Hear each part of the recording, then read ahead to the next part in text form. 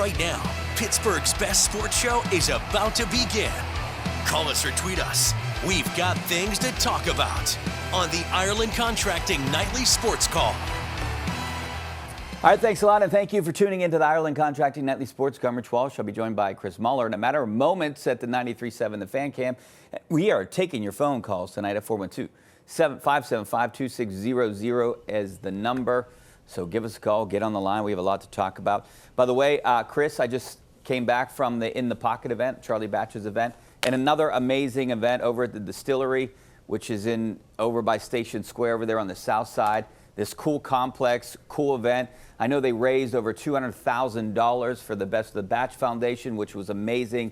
You know, I would guess close to 1,000 people there. It was a tremendous time.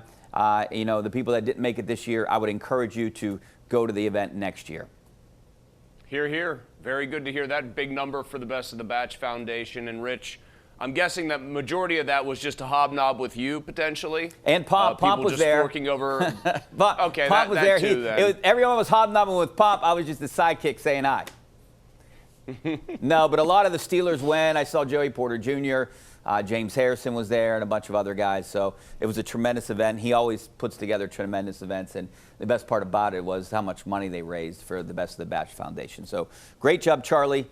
He works with us every Sunday for Steelers games. So unbelievable, amazing event there tonight over at the Distillery, which is another amazing place I'm going to check out at some point. Don't forget about our live poll question.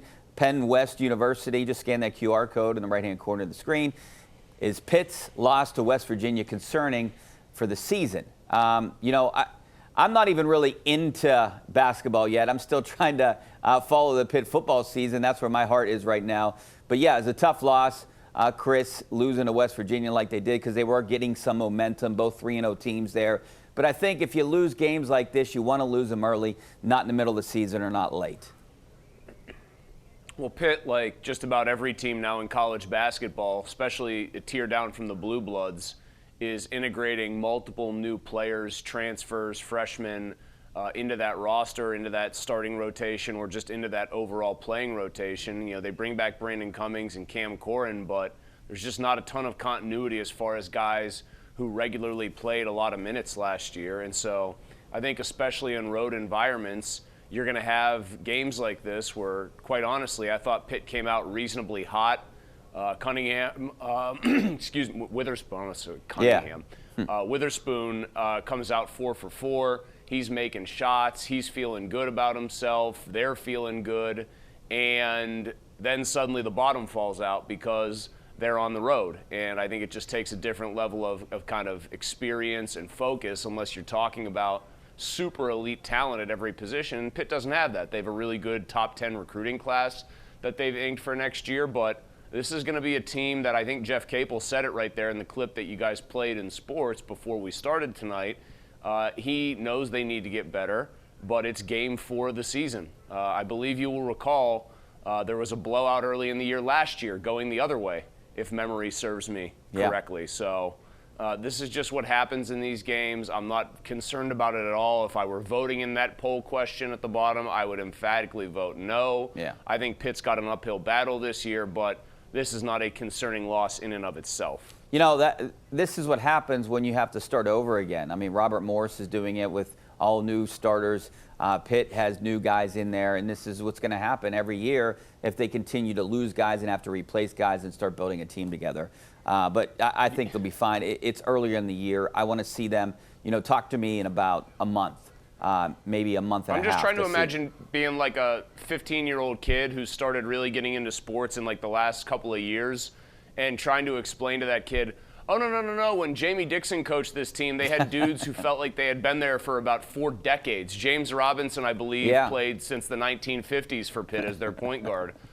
So, yeah, it's just a different world. And I think Capel is actually reasonably well equipped to navigate it, but it's going to take time, and it's going to – you know what it actually does, Rich? This is actually a thought that occurred to me now that we're having this discussion. You know I'm a big hoops guy. I think this era of having to turn over your roster really quickly and yearly in almost every case, either to some degree or to a complete extent, like with Andy Toole at Robert Morris, I actually think it makes coaches even more valuable as far as their tactical acumen. like you find out really quickly, who can motivate guys to come together and coalesce as a group, but also once you've got those guys, who can actually get them to run stuff and play when they're on the court like a cohesive unit. And I think that does come back to coaching, not just motivation, but like a tactical sort of brilliance. And so I think that's where the best separate themselves. I think that's a testament to Andy getting that team to the tournament last year with what he had to deal with from turnover standpoint, even going back to the year prior to that. You know what? I want to continue this conversation after the break about roster turnover, NIL, and Pitt. This is our Xfinity tweet of the night from Fox Sports MLB players with more MVP awards than Shohei Ohtani. Barry Bonds, that's it. That's the list right there. 7-4. Ohtani's pretty good. Bonds was pretty good too. All right, back to what we were talking about. I want to pick up this conversation where we left off. And you brought up kids that are just getting into sports right now and all the turnover and roster turnover, mainly because of NIL and mainly because these kids want to look for something better, not only money, but a better opportunity. Where does this end? There has to be some kind of solution to this problem right now. Are we ever going to see kids stay for 4 years or for 3 years in one program, maybe sign a contract like they do in professional sports? Because that's where this is headed, Chris. It's headed in that direction. And I think you need something like that. Kids, I want to see them make as much as they can and do whatever they can. But at some point, do you hold them to a contract? I mean, that's what they do with NFL players. Is there going to be a union? Where does this go? Well, I have tried to stay with the times and say, hey, this is just how it's going to be. And people always say, well, it's going to make it really exacerbated, the difference between the haves and the have-nots. Well, that's always been there. Like somebody saying, oh, this is going to make it so much harder for Pitt to compete in basketball and football. Well, Pitt wasn't exactly knocking down Alabama's door in football, nor were they pounding on the table with Duke and Kentucky and what have you in basketball. Like they were always in that tier down. I want these guys to make the money that they can make because the market is there for it. They were getting paid under the table for decades. We all kind of know about how that went. And you ask, where's the end point for this? It's a very scary sentence for college administrators and for the power brokers. It's college players are termed employees in the fullest sense. They form a union and they collectively bargain contracts.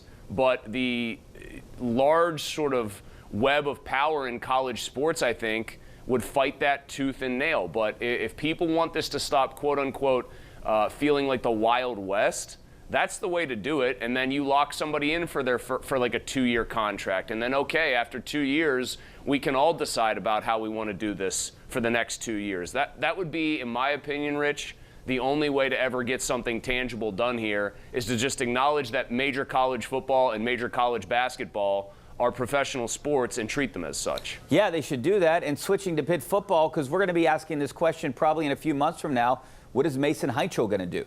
That guy's going to get a lot of money. Is Pitt going to give it to him? And if they don't, he's going to go off to some other big school that will pay him that money. I do think Pitt is, just from the sense I'm getting, from the conversations I'm attempting to have, I feel like they are being pretty proactive with this, and they're taking a slight risk because who knows, maybe he would have, I don't think this will happen, but maybe he would have 3 very bad games against the 3 best teams he's played all year, and trying to get something done would look foolhardy. I think they're pretty deep into the process of trying to make sure he stays here.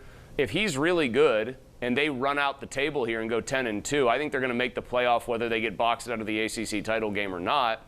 Then he and Cade Bell are both going to be hot commodities, and that just costs a lot more money. And I think then you get the measure of how serious are you as a program, how serious is your booster class, like do they actually want to fork over the money to pay a kid who's going to help keep you relevant maybe for the next 2 or 3 years. That's the big challenge. And then the downside risk to it, Rich, is this. I will point this out because it does happen once in a while.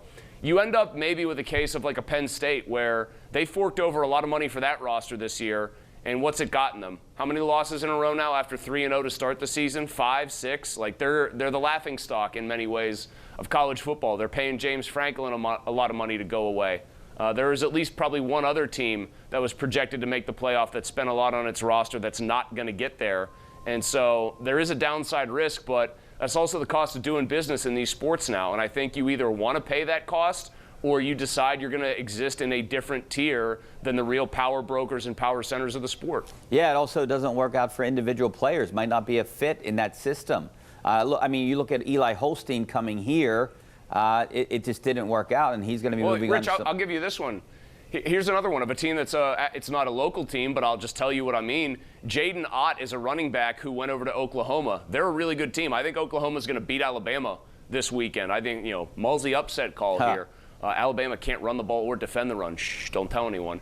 But they had a guy named Jaden Ott that they brought in for probably close to $1 million as a running back, and he's barely seen the field. Like, they just can't utilize him because it's gone very haywire very quickly there. And so I think in college, when we're not accustomed to seeing, okay, this is the sum of money that you have, these are what these guys are making, like we are in the pros, I think there's even more of a lashing out, like feeling like, oh man, you spent $700,000 on a player and he's not performing up to a high level. Well, what the heck did we put that money forth for?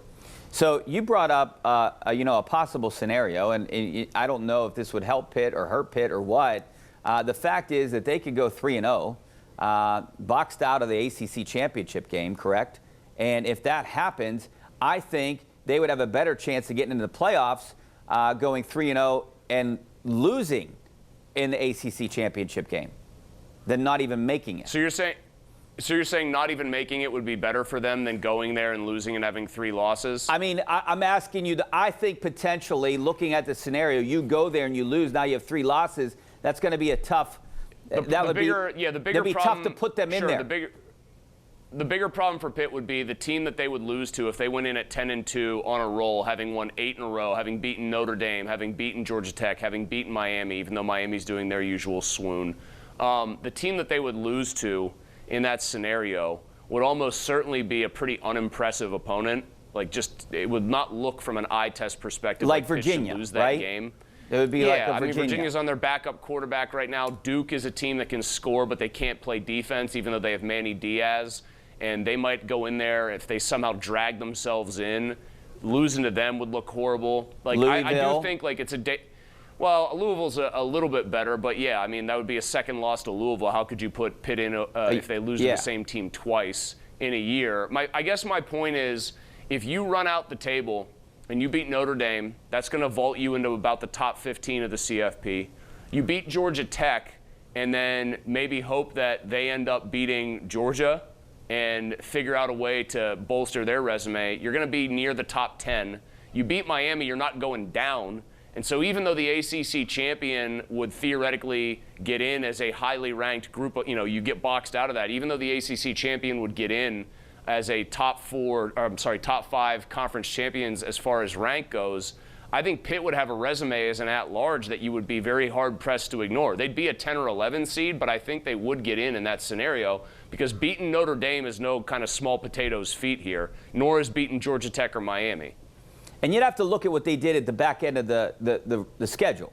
They'd be 8-0 with Mason Heinschel too. Rich. Yes. They'd be 8-0. They'd be 2 different teams. They were 2-2 before when they had Eli Holstein. Okay, not very impressive. 8-0 with Mason Heinschel and 3 really, really good wins to end the season. That would be a resume that would stack up favorably, with a lot of teams that are definitely going to make it into the playoff. All right, let's go out to the phone lines. We got Bill out in Carrick. How you doing, Bill? Hey, Rich, how you doing? Good, thanks for calling. Okay, Rich, how you doing? Hey, Chris, how you doing? Hey, I'm great. Rich, how are you? Good. I think Pitt's going to beat Notre Dame. I'm going to put some money on it. And because 12.5 points is a lot of points for Pitt. And the Steelers, I think they're going to lose Sunday. I'm glad you brought up the Steelers. I like Pitt to cover this game, but I'm still worried about Pitt Notre Dame. I'm anxious. I'm more excited about that game than I think the Steelers game. But I want to get into the Steelers because, if you lose to the Bengals twice in a year without Joe Burrow as the quarterback, I understand it would be Joe Flacco, and it's kind of like a nemesis for the Steelers. They lost to the Bengals twice in 2021. I just think at that point it's a downward spiral. This is a really important game for the Steelers to win this weekend. I would agree with that. I mean, I think that Pitt's game is actually, I guess, more important for their future because I kind of feel like the Steelers are drawing dead to some extent because I just don't think they're good enough to string together the kind of performances they'll need to keep holding off the Ravens. But You lose this game, you can take the Ravens, who are already a strong favorite to win the division, a betting favorite, and make them an almost ironclad one. In fact, the Bengals eventually getting Joe Burrow back would be like maybe perceived as the biggest threat, but I think this is going to be a tough game for the Steelers, and sometimes I might be guilty, Rich, of getting too lost in my focus on them and not being able to perceive that they might make changes week to week, and you see them play poorly and you figure, well, they can never dig themselves out of this. A lot of people seem to think that they're going to get their revenge against the Bengals. I really see nothing to suggest that they will. Maybe they stop Chase Brown, they keep him held in check, and they can get after Joe Flacco more, fine, but if Chase Brown gets going even a little bit, if the Bengals get even a little bit of the push that they did in that first meeting, I think the Steelers are in big, big trouble again this Sunday. Yeah, I agree too. All right, welcome back to the Ireland Contracting Nightly Sports Call, as we do every week. You caught me, Rich. Chris You caught is me. texting during the show or tweeting, but maybe you're texting about the pick this week.